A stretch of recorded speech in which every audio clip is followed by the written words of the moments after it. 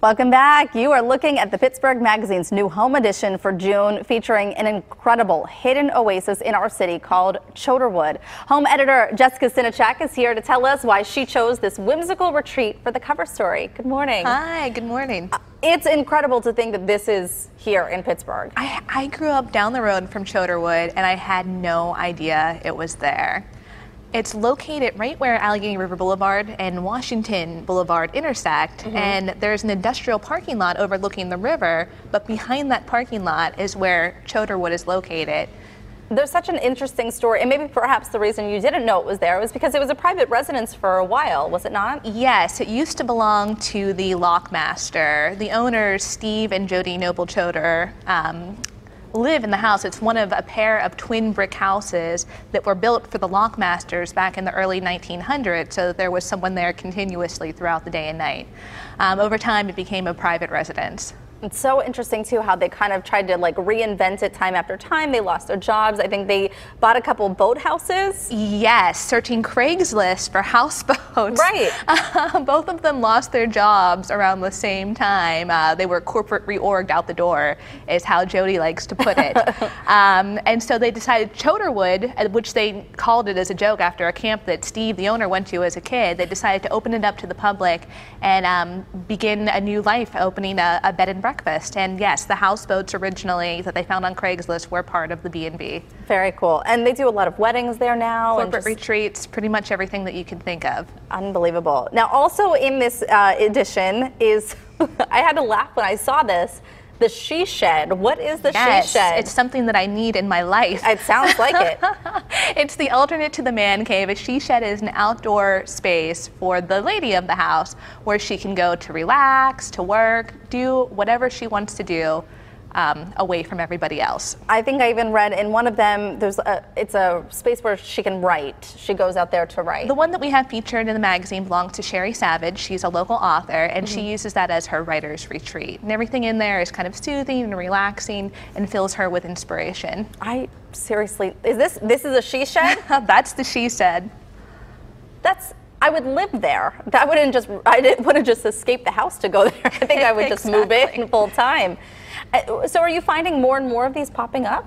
Yeah, it's becoming a huge trend across the country. It's replacing the man cave. Unbelievable.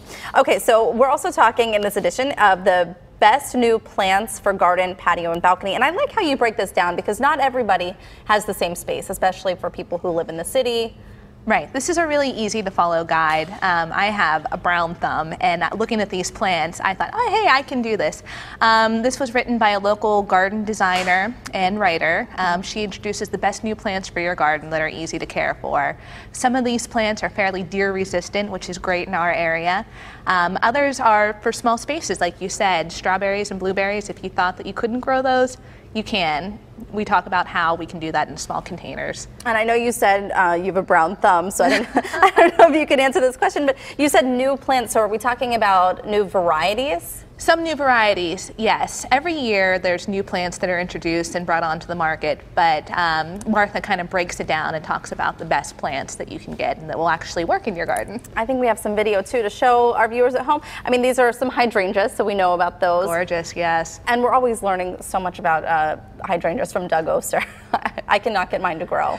Martha says these are ones that will actually grow in your garden. That's fantastic. So what else do you guys have in this edition of Pittsburgh Magazine? We also take a look back at August Wilson's house in this old house. There's a play going on there right now that people can check out.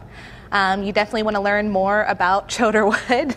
I just kind of scratched the surface on that, but it's a really interesting story. And what else do they have there that's so interesting and intriguing? Well, right now they're hoping to bring their B&B breakfast back on the houseboat. That was stopped for a time because they don't fit into a zoning category. There's not like a neat slot for them. So with the new riverfront zoning that's making its way through City Council, they're hoping that they can reopen their houseboat B&B. I was reading that. So that it was only open for a number of years, just a couple years, right? Only a couple years.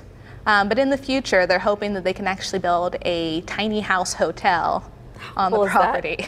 And so how many actual residences do they have on that? Did I read something like 4?